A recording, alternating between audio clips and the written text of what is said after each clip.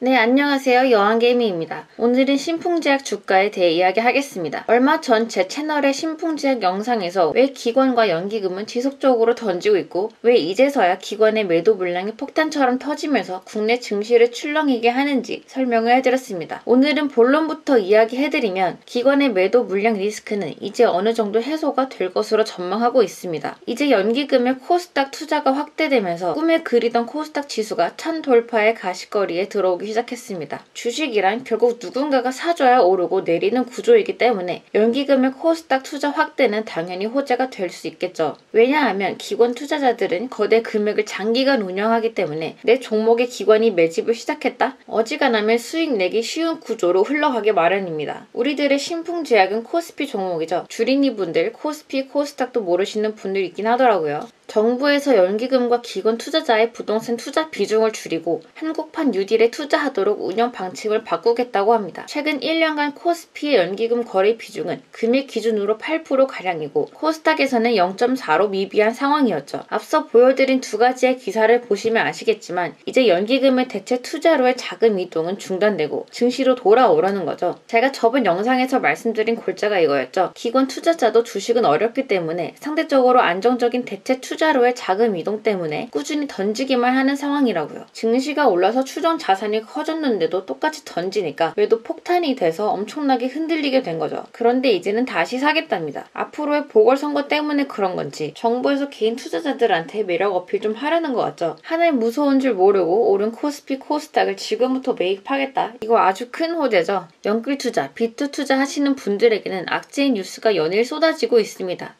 증권사에서도 대출 막는다고 하고 은행권에서는 마통 한도 줄이고 신용대출 막는다고 했는데 그것도 모자라서 이제는 신용대출을 원금 분할 상환하라고 하죠. 좀 전에 말씀드렸지만 주식은 결국 누군가가 위에서 사줘야 올라가는데 우리들의 동학개미들은 자금을 끌어올 곳이 점점 막히고 있습니다. 이제는 레버러지 사용을 못하게 된 거죠. 그럼 이 천정부지로 오른 국내 증시를 누군가는 끌어올려줘야 하는데 그게 지금 현 정부에서 기관 투자자들에게 앞장서라고 압박을 주는 상황 인 것입니다. 자, 그럼 정부에서 압박을 줘서 울며 겨자 먹기로 기본 투자자는 국내 증시에 들어오긴 해야 하는데 언제 들어오고 얼마가 들어오냐가 관건이겠죠. 연기금의 국내 부동산 금융 규모가 대략 2002조 원입니다. 2200억이 아니고 2200조예요. 우리나라 1등 기업 삼성전자의 시가총액이 약 525조라고 본다면 삼성전자가 4개는 돼야 연기금의 부동산 금융 규모가 되는 셈이죠. 이게 지금 주식시장으로 들어온다는 겁니다. 자, 그럼 언제부터 들어오냐? 주식은 또 타이밍의 싸움이죠.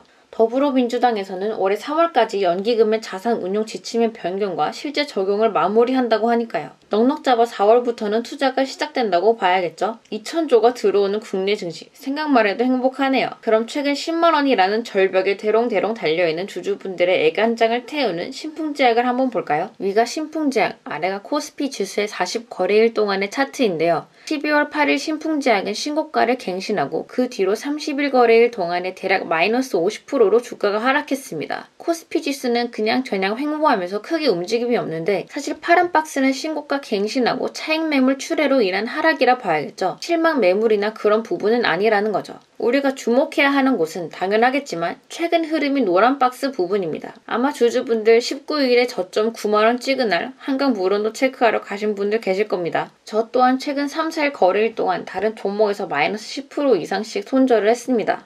10만원이 다들 매수와 매도 싸움이 가장 치열할 것이고 그렇기 때문에 심리적인 지지가 되는 가격, 즉 반등의 포인트가 될 거라 여겼는데 무자비하게 뚫고 내려갔기 때문이죠. 그것도 증시가 반등한 1월 19일에 최저점을 찍었기 때문에 주주분들의 멘탈은 아주 가루가 됐을 거라 생각합니다. 아무래도 국내 증시가 조정을 세게 받을 때 많이 빠지는 종목일수록 반등이 약하기 때문에 이러한 사이로 주주분들의 공포감이 극대화되셨을 것 같은데요. 결국엔 금요일, 이번 주 마지막 거래일에도 10만원을 못 지키고 마무리되어 주말 내내 불편한 마음을 갖고 계실 거라고 생각이 드네요. 코스피는 조정 전 가격으로 돌아왔는데 애증의 신풍제약은 왜 주가를 돌리지 못했을까요? 있어요. 그것은 카카오의 주가 차트를 같이 보면서 이야기를 해야 할 것 같은데요. 위에서부터 신풍제약, 코스피지수, 카카오 순서의 40거래일 기준 일봉 차트입니다. 분명 지수가 2일 연속 세게 조정이 왔을 때 신풍도 카카오도 같이 울었습니다. 하지만 지수가 반등하고 어느 정도 3100포인트의 자리를 잡았을 때 카카오는 되려 조정 전보다 더 올라버렸죠. 이것은 저번에도 말씀드린 투자자들의 우선순위에 기인한 것인데요. 증시가 하락할 때 하락폭이 더 낮을수록 투자자들의 보유 우선순위에 높게 자리 잡고 있다는 증거입니다. 증시가 박살나도 난 끝까지 함께 간다 라는 생각인 거죠. 반대로 많이 빠질수록 와 이거 잘못하면 한강 가겠는데 빨리 던져버리자 라는 심리로 큰 폭으로 하락하게 됩니다. 그래서 증시가 반등이 왔을 때 우선순위가 더 높은 종목이, 즉 하락폭이 더 작은 종목이 더 높게 상승하게 되는 결과가 도출되죠. 그렇다면 우리들의 신풍제약이 이 상태로 아예 한강 가버리게 될 것인가? 사실 차트만 보고 주식 투자에서 수익을 가져간다면 저는 이미 베벌리힐즈의 고급 저택을 샀을 것 같은데요. 현대차가 21선에 수렴하면서 힘을 모았다가 거래량이 터지면서 급등했다. 이건 이미 지난 날이니까 이렇게 설명이 가능한 거죠. 그림만 보면 그렇잖아요. 근데 현대차가 진짜 21선에 수렴하다가 거래량 폭발로 올라갔나요? 이렇게 말하는 사람은 올해 안에 깡통 차는 거죠. 주가의 방향성을 결정하는 변수는 어마어마하게 많죠. 트레이딩 관점에서야 호가의 흐름과 차트의 전고점, 전저점, 가격 심리가 중요하겠지만 투자 관점에서는 사실 크게 중요한 관점은 아니라는 거죠. 신풍제약인 피라맥스의 코로나 치료 효과 기대감으로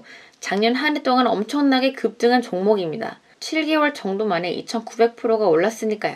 차익 매물 나오는 건 당연한 거죠. 신풍제약 주식 들고 있다고 해서 집을 사거나 차를 살 수도 있는 건 아니잖아요.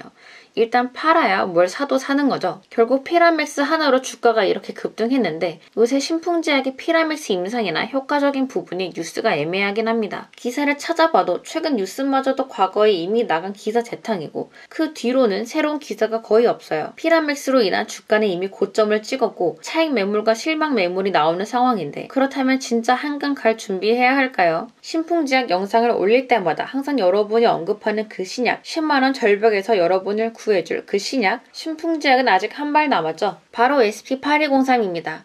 요새 팬데믹 이후로 제약 바이오는 죄다 그 이야기라 신약에 대한 폭발력이 팬데믹 전이랑 너무 다르죠. 이 기사가 12월 22일에 나왔는데 주가는 되려 하락했습니다. 사실 주식 오래 하신 분들은 아시겠지만 제약 바이오는 90%가 기대감이죠.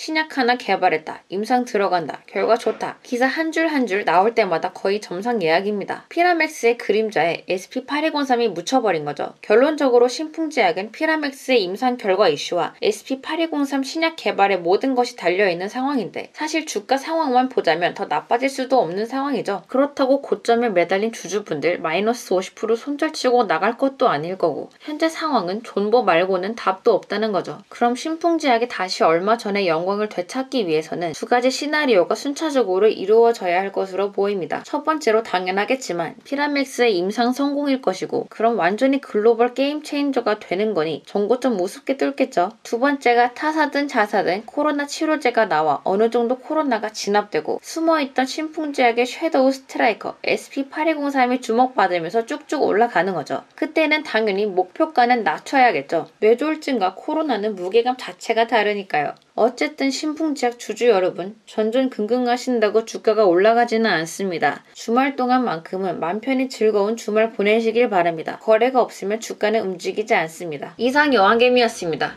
시청해주셔서 감사하고 구독, 좋아요, 알림 설정은 사랑입니다.